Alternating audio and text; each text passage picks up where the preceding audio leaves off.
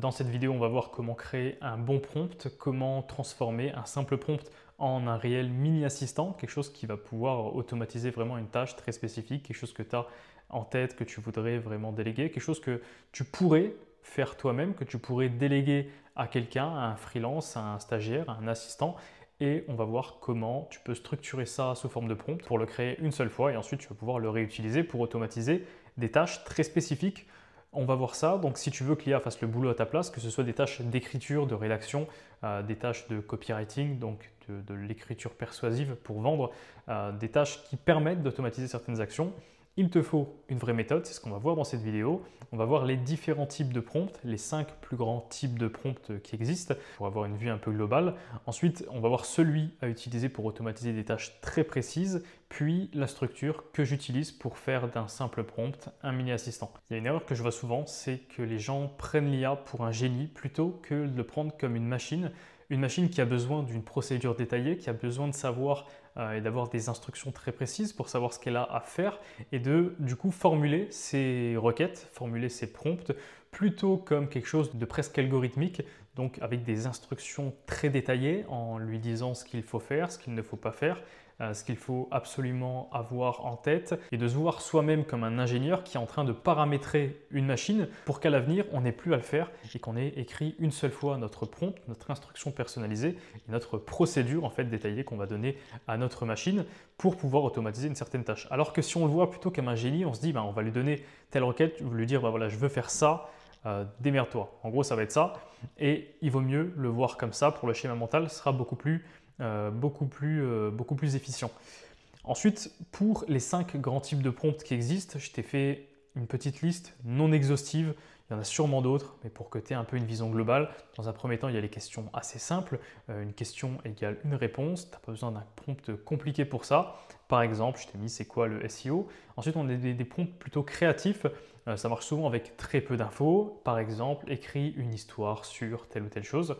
Ensuite, on a les prompts conversationnels. Donc là où ChatGPT, les autres IA aussi sont très fortes, ça va être un format de dialogue très utile pour brainstormer. Par exemple, je veux trouver une solution pour tel ou tel truc. Creusons le sujet ensemble. Ensuite, on a les prompts de transformation. Celui-là, c'est quelque chose d'assez classique, c'est de la reformulation, de dire de traduire tel ou tel texte, de résumer un texte, de le faire de manière un peu plus légère avec tel ton, etc. Donc, on va transformer un texte existant. Et ensuite, on a le prompt de délégation de tâches. C'est vraiment sur ça qu'on va se focaliser. C'est pour moi le type de prompt le plus important.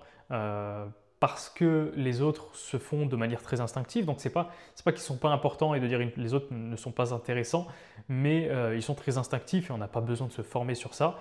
Alors que sur les prompts de délégation de tâches, c'est quelque chose où ça vaut le coup de se former un petit peu là-dessus, de comprendre un petit peu les mécanismes, parce que ça va te faire gagner énormément de temps dans tes process et pouvoir automatiser comme ça, étape par étape, chaque rouage de ton processus, peu importe ton processus, un processus de création de contenu, un processus de création d'une page de vente, d'une séquence email de lancement, ou peu importe ce genre de choses, et te dire, ok, qu'est-ce que je peux déléguer là-dedans, ou est-ce que je peux créer un prompt que je vais pouvoir réutiliser pour automatiser des tâches. Donc là, c'est autre chose. Tu ne poses pas juste une question, tu veux que l'IA fasse une tâche complète à ta place, comme si c'était un assistant. Et pour ça, il te faut plus qu'une commande vague, il te faut une structure et c'est ce qu'on va voir ensemble. Alors je pense qu'on a tendance à surestimer un petit peu l'IA parce qu'en fait dans tous les cas elle va nous répondre quelque chose et du coup on a un peu une illusion que peu importe ce qu'on va lui demander, on va avoir un super résultat. Alors que juste on va avoir un résultat qui peut parfois sembler intéressant, surtout quand on ne s'y connaît pas forcément sur le sujet. Par exemple, si on veut rédiger un article de blog, la plupart des gens lui diraient voilà, je veux rédiger un article de blog, écris-moi un article de blog, en lui disant peut-être qu'ils veulent ranker sur tel ou tel mot-clé, qu'ils veulent écrire sur tel ou tel sujet. Et ils vont lui balancer ça et ils auront un article de blog, mais qui ne sera pas forcément très efficace, qui ne suivra pas une vraie méthodologie, alors qu'on peut aller bien plus loin, parce que pour écrire un article de blog, il y a tout un tas de choses à faire, et on se rend compte, quand on est un petit peu dans ce domaine-là, qu'il y a tout un tas d'étapes à suivre, étape par étape, pour pouvoir arriver à écrire l'article de blog avec toutes les informations qu'on a pu avoir sur les étapes précédentes qu'on a pu faire. Il ne suffit pas juste de rédiger un article de blog. Et donc, par exemple, là, on a un mini assistant qui est très détaillé. Je vais t'expliquer la structure dans quelques instants, mais là, juste pour avoir une vue globale, tu vois qu'on va lui donner chaque étape, tout ce qu'il doit faire, tout ce qu'il doit savoir, étape 1, étape 2, étape 3, étape 4, étape 5, étape 6. On lui donne le contexte, on lui donne les contraintes et potentiellement des exemples. C'est seulement en faisant ça qu'on a vraiment des résultats intéressants parce qu'on lui donne tout ce que la machine doit savoir à propos de la tâche en question. Elle ne va pas le deviner. Ce qui nous amène donc à cette structure, à la structure à utiliser pour écrire des bons prompts et en faire des mini-assistants. Cette structure, c'est la structure Rich. Elle est vraiment très simple et elle résume très bien cette structure et surtout les éléments qu'il faut absolument mettre dans un prompt pour avoir une instruction et une procédure détaillée à mettre dans la machine, à mettre dans l'IA pour obtenir notre résultat attendu. Premièrement, il y a le rôle, le dire à l'IA qui elle est pendant cette tâche, par exemple un expert en marketing, un expert en copywriting, etc., etc. Alors très honnêtement, ce n'est pas le truc qui va faire absolument toute la différence, mais ça permet au moins de cadrer son rôle. Et ensuite, on a l'élément le plus important du prompt, ça va être l'instruction. Et là, ça va être en fait la procédure détaillée, tout ce que l'IA a à savoir, ce qu'elle doit faire, dans quel ordre, les choses qu'elle ne doit pas oublier, etc. Et là, c'est vraiment comme si tu briefais un stagiaire, comme si tu briefais un assistant ou un freelance avec qui tu voulais bosser. Qu'est-ce que tu lui dirais? Qu'est-ce qu'elle devrait savoir? Quelle méthode elle devrait utiliser? Quel est le petit tips et astuces qu'elle ne devrait pas oublier pour faire cette tâche? Tout est là-dedans et c'est là la chose la plus importante. On va développer juste après cette section parce qu'elle est très importante. Ensuite, on a le contexte. Donc là, c'est de lui donner toutes les infos autour ça peut être du public cible, de l'objectif, du produit, de l'angle. Ça va dépendre forcément du domaine de la tâche en question. Ensuite, on a les contraintes, quelque chose d'assez intéressant aussi à ajouter. Et on peut le mettre ici comme on pourrait le mettre aussi dans les instructions, mais ça permet aussi de cadrer et là de dire dans les contraintes ce qu'il faut qu'elle respecte, que ce soit comme ton, comme format, des limites de mots, des choses à ne pas faire, etc. Ensuite, quand c'est possible, rajouter des exemples de résultats attendus dans son prompt. Alors parfois, ce n'est pas possible. Par exemple, pour le fait de rédiger un article de blog, ça va être compliqué de lui mettre un article de blog de 3000 mots. En plus, dans le prompt, ça prendrait trop de contexte, ce serait trop compliqué. Mais parfois, ce n'est pas forcément obligatoire. Mais dans certains cas, ça peut être intéressant. Je le fais surtout pour, par exemple, dans le prompt qu'on a vu pour rédiger un article de blog. À la fin, je lui ai mis justement des exemples de titres inspirants, donc plutôt pour qu'il ait des exemples de titres et qu'il comprenne un peu la logique. Alors, quels sont les types de tâches qu'on peut automatiser? Quels sont les types de tâches dont on peut utiliser la structure Rich pour les automatiser? Je vais te mettre quelques exemples. Ça, c'est ma plateforme, c'est Prompt Master. C'est la plateforme qui regroupe tout un tas de mini-assistants. Donc, quand je dis mini-assistants, c'est des prompts qui utilisent cette structure Rich pour automatiser tout un tas de tâches de marketing, de création de contenu, de copywriting. Tu vois trier ici par catégorie. Et donc, comme tu peux le voir, c'est des tâches très spécifiques où l'objectif, c'est comme s'il y avait des mini-assistants que j'avais formés à une tâche très spécifique. Je leur avais donné une certaine méthodologie pour pouvoir automatiser cette tâche et n'avoir plus qu'à venir sur cette plateforme, copier, coller ça sur ChatGPT et je peux automatiser la tâche avec cette façon de faire, cette méthodologie qui est la meilleure en fait pour cette tâche en question.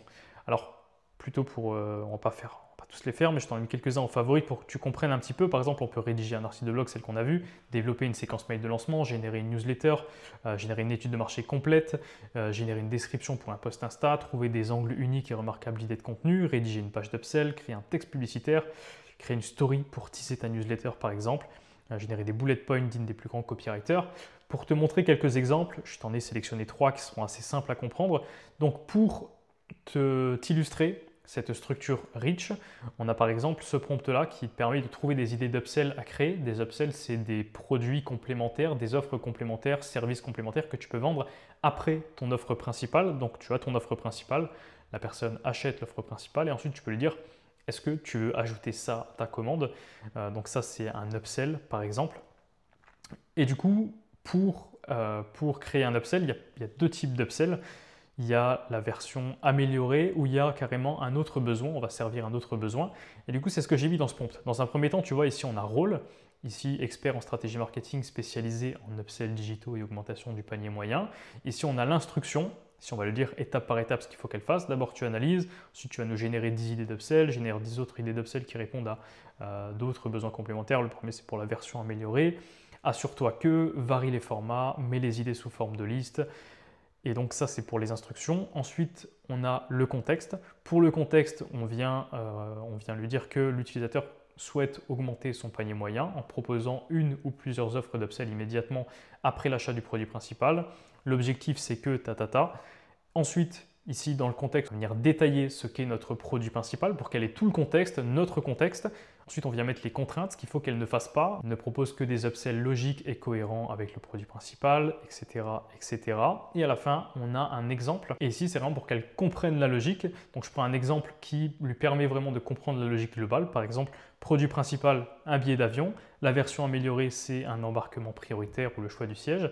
Et un autre besoin, donc un upsell plutôt autre besoin, ce serait location de voiture ou réservation de taxi à l'arrivée. Et ça lui permet de comprendre la logique encore plus, en plus des instructions et venir appuyer tout ce qu'on vient de lui dire. Donc là, comme ça, tu vois vraiment la structure Rich en action de manière très simple, très courte, mais on peut la voir par exemple ici, ça c'est pour générer une description pour un post Instagram qui va être un petit peu différent. Ici on a rôle, contexte, contrainte et ici on n'a pas forcément d'exemple parce que c'est pas forcément pertinent. Donc pour certaines tâches, ajouter un exemple, c'est pas forcément primordial.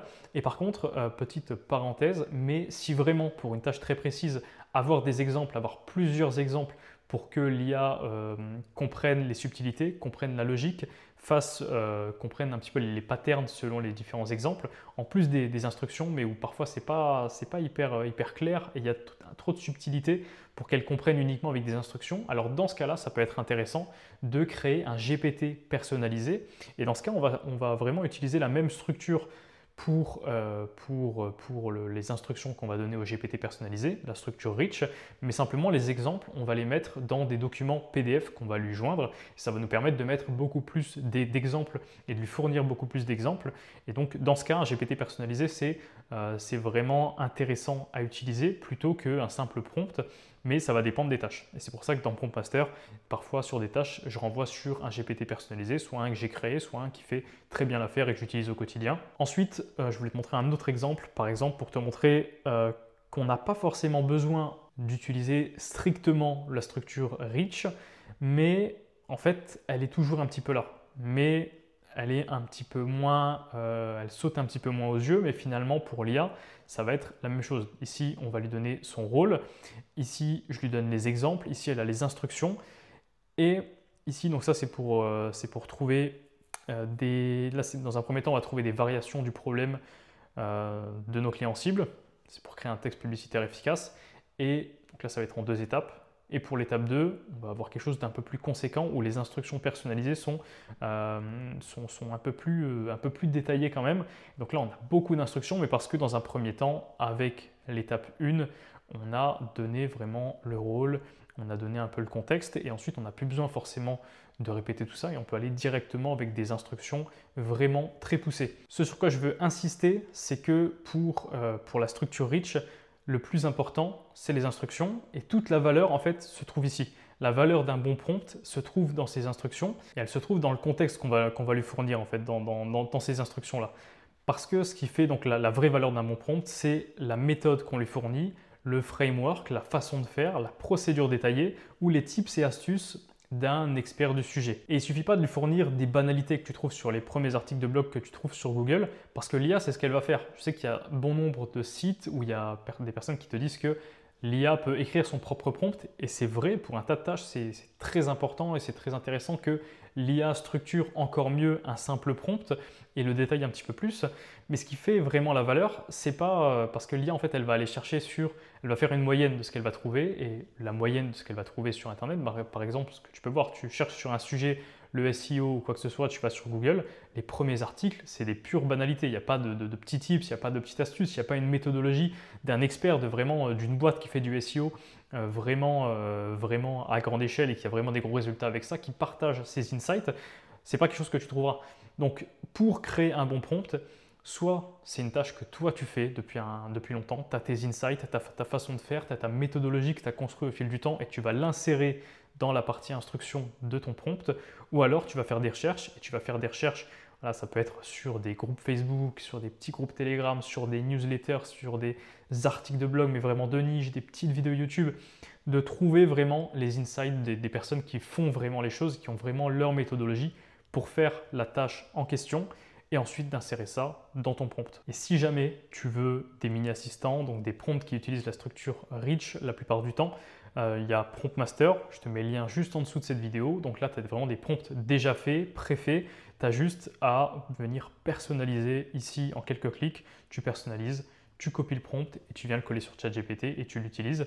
Alors c'est utile uniquement si tu es entrepreneur, solopreneur, indépendant, freelance, marketeur ou en tout cas que tu as des tâches vraiment de création de contenu, des tâches de marketing, des tâches de copywriting à faire. Et là, du coup, tu as accès à des mini-assistants, à des prompts qui te permettent d'automatiser tout un tas de tâches et surtout de la meilleure des façons avec la bonne méthodologie que j'ai mis dans le contexte, dans la partie instruction.